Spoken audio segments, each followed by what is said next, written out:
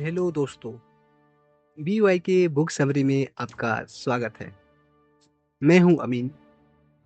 यहाँ हम दुनिया के सबसे बड़े लीजेंड्स की इंस्पायरिंग जर्नी, उनका मेंटल वार और एम्पायर बिल्डिंग के लाइव लेसन को डिकोड करते हैं। आज का टॉपिक और उनका सबसे बड़ा सीक्रेट आपके स्क्रीन पर है। चलिए शुरू करते हैं मेरे AI को होस्ट के साथ। Let's dive in.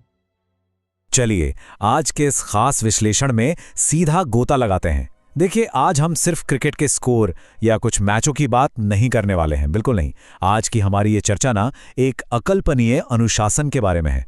एक ऐसे व्यक्ति के बारे में जिसने दुनिया के सबसे बड़े खेल मंच पर पूरी तरह से अपनी एक अलग ही परिभाषा गढ़ दी। महानता असल में जन्म कैसे लेती है, बस वही सफर आज हम और आप मिलकर तय करेंगे। बात हो रही है विराट कोहली की, एक ऐसा नाम जो आज की तारीख में कंसिस्टेंसी मतलब निरंतरता का दूसरा नाम बन चुका है।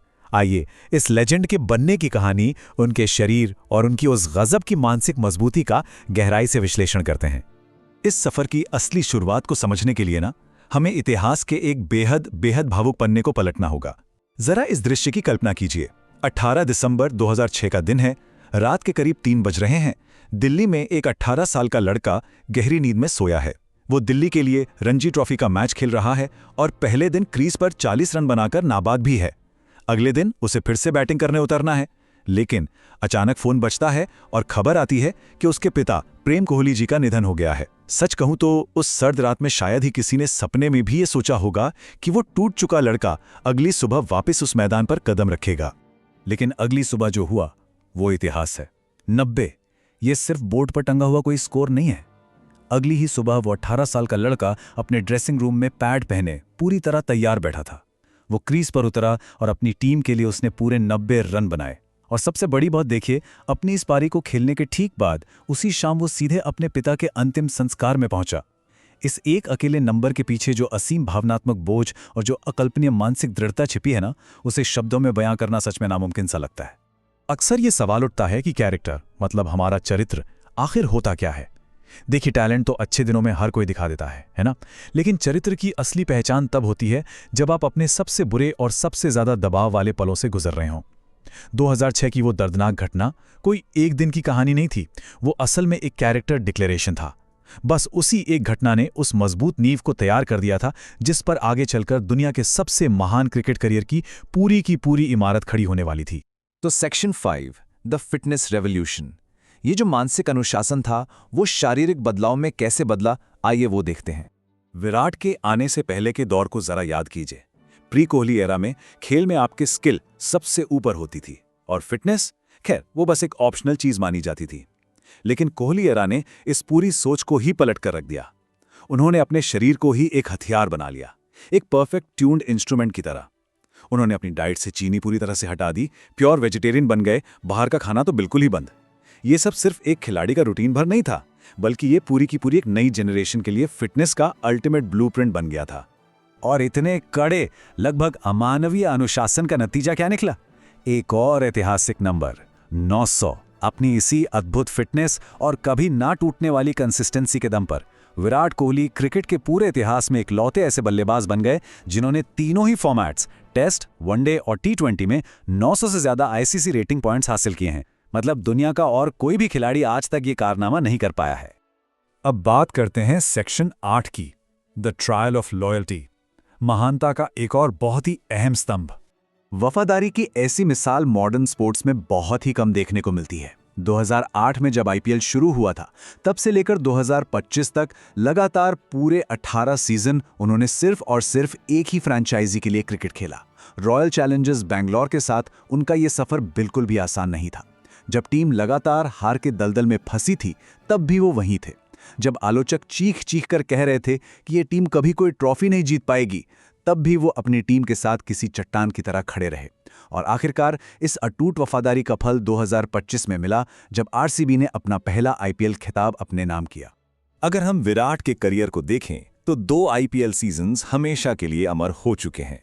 एक तरफ 2016 का वो अकल्पनीय सीजन है जहां उन्होंने 4 शतकों के साथ 973 रन बना डाले थे।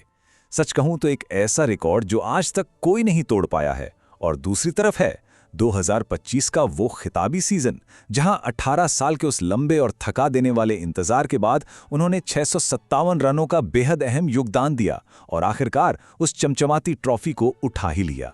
Section 11, the slump and the comeback. क्योंकि कोई भी महान कहानी बिना किसी रुकावट के पूरी नहीं होती। 2020 से 2022 के बीच का वो दौर याद है? वो ऐसा समय था जब पूरे 3 साल तक उनके बल्ले से एक भी शतक नहीं निकला। इसे सेंचुरी ड्रॉट या शतकों का सूखा कहा गया। मीडिया और आलोचकों ने तो मानो फैसला ही सुना दिया था कि अब करियर खत्म हो चुका है। लेकिन असली चैंपियन अपने उस बुरे दौर का इस्तेमाल हार मानने के लिए नहीं, बल्कि तैयारी के लिए करते हैं। और फिर जो वापसी हुई वो दुनिया ने देखी। पहले 2022 एशिया कप में अफगानिस्तान के खिलाफ 122 रनों की वो नाबाद पारी, और फिर 2022 टी20 वर्ल्ड कप में मेलबर्न के उस विशाल मैदान पर पाकिस्तान के खिलाफ 82 रनों की वो ऐतिहासिक, कभी न भूलने वाली नाबाद पारी। वो आखिरी पलों का जादू ये साबित करता है कि दबाव में कोई असली लेजेंड टूटता नहीं है, बल्कि हीरे की तरह निखर कर सामने आता है। चलिए अब बढ़ते हैं सेक्शन 13 की तरफ, माइलस्टोन्स एंड फुल सर्कल्स। उन ऐतिहासिक पलों की बात करते हैं जिन्होंने उनकी इस लेगेसी पर हमेशा के लिए मोहर लगा दी। 2023 वनडे वर्ल्ड कप के सिर्फ एक ही एडिशन में 765 रनों का विशाल पहाड़ खड़ा कर दिया गया। लेकिन जो सबसे काव्यात्मक, सबसे पोएटिक पल था ना, वो मुंबई के वानखेड़े स्टेडियम में आया। 50वां वनडे शतक जड़ा गया और महान सचिन तेंदुलकर का सबसे बड़ा रिकॉर्ड बिल्कुल उन्हीं के सामने तोड़ दिया गया। शतक पूरा करने के बाद जब उन्होंने आसमान की तरफ इशारा किया और उस पल को अपने पिता को समर्पित किया, तो वो एक अलग ही एहसास था। ये वही पिता थे जो 2006 में उन्हें छोड़कर चले गए थे। 17 साल बाद दुनिया के सबसे बड़े मंच पर वो अधूरी कहानी एक फुल सर्कल यानी अपना एक चक्र पूरा कर रही थी। और सोचिए, एक लेजेंड का अंत कैसा होना चाहिए, बिल्कुल अपनी शर्तों पर। जून 2024 में भारत के पूरे 11 साल के आईसीसी खिताबी सूखे को खत्म करते हुए टी20 वर्ल्ड कप जीता गया और उसके तुरंत बाद अपनी ही शर्तों पर टी20 इंटरनेशनल से संन्यास का ऐलान कर दिया गया। इसे कहते हैं एक असली पावर मूव। और फिर इसी सिलसिले को आगे बढ़ाते हुए मई 2025 में टेस्ट क्रिकेट को भी अलविदा कह दिया गया। मतलब अपनी कहानी उन्होंने खुद लिखी है, बिल्कुल पहले पन्ने से लेकर आखिरी पन्ने तक। टेस्ट क्रिकेट की बात करें तो ये सफर भी कोई कम स्मारकीय नहीं रहा है। 123 मैच, 9,230 रन, 30 शतक और भारत के सबसे सफल टेस्ट कप्तान होने का शानदार ताज। देखिए, ये जो 9,230 रन है ना, ये सिर्फ कुछ लिखे हुए आंकड़े नहीं हैं। ये पसीने, संघर्ष, शानदार वापसी और जीत के पूरे 9,230 अलग अलग अध्याय हैं। Section 17, the elixir, a lasting legacy. आइए अब इस पूरी चर्चा के निष्कर्ष पर आते हैं। विराट का यह सफर सिर्फ एक खिलाड़ी का सफर भर नहीं है, बल्कि ये जीवन के 5 बहुत बड़े सबकों का एक दर्पण है। पहला सबक, संकट के समय ही आपका असली चरित्र साबित होता है। दूसरा, निरंतरता या कंसिस्टेंसी दुनिया की सबसे दुर्लभ सुपर पावर है। तीसरा, वफादारी कोई कमजोरी नहीं, बल्कि लंबी अवधि का सबसे अच्छा निवेश है। चौथा, बुरा वक्त हमेशा अस्थायी होता है, वो गुजर ही जाता है। और पांचवां, आपका शरीर एक हथियार की तरह है, इसका ख्याल रखना सबसे ज्यादा जरूरी है। ये कहानी हमें साफ साफ सिखाती है कि बिना कठोर मेहनत और अनुशासन के केवल टैलेंट आपको महान नहीं बना सकता। इस पूरी कहानी का जो सबसे केंद्रीय विचार है, वो बस इस एक बात में छिपा है: consistency is not boring, consistency is legendary. मतलब रोज सुबह उसी वक्त उठना, बिना किसी ग्लैमर के उसी कड़े अनुशासन को फॉलो करना, रोज वही पसीना बहाना, यही तो वो इकलौती चीज है जो एक साधारण से खिलाड़ी को किंग बना देती है। तो अंत में ये पूरा सफर हम सभी को एक गहरी सोच में डाल देता है। क्या ये चरम अनुशासन और चरित्र की वो अल्टीमेट मास्टर क्लास हैं जो हमें सिखाती है कि कैसे अपनी सीमाओं को लांघ कर महानता हासिल की जाती है। सोचकर देखिए, विराट कोहली सिर्फ एक एथलीट का नाम नहीं है, वो एक विचार है। एक ऐसा विचार जो हर पल सिखाता है कि चाहे कुछ भी हो जाए, कभी हार मत मानो।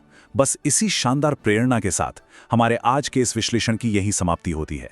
ऐसे ही और भी दिलचस्प और गहराई से जुड़े विषयों के लिए हमारे साथ बने रहें। दोस्तों, ये था आज का पूरा निचोड़। BYK के बुक समरी के इस ग्रोथ गिफ्ट यानी इस इन्फोग्राफिक का स्क्रीनशॉट जरूर ले लीजिए ताकि ये लेसन आपके लाइफ में काम आ सके। अगर आप भी हर रोज लीजेंड से सीखना चाहते हैं तो इस कम्युनिटी का हिस्सा बनिए। मैं हूं अमीन। हमेशा याद रखिए, रीड मोर थिंक डीपर।